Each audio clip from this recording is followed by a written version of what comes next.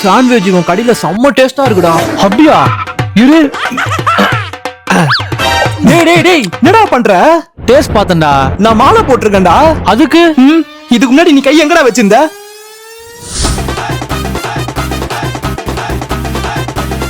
கருமோ. சை, இந்தா இத மொத்தம் நீயே சாப்பிடு.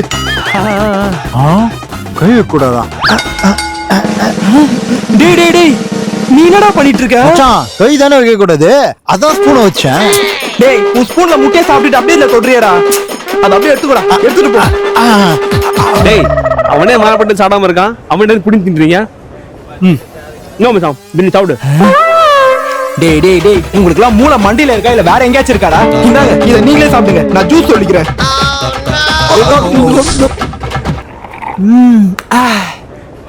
சேட்டா, என்னைக்குமே இல்லாம ஜூஸ் இன்னைக்கு நீ செம்ம டேஸ்டா போட்டிருக்க. ஓ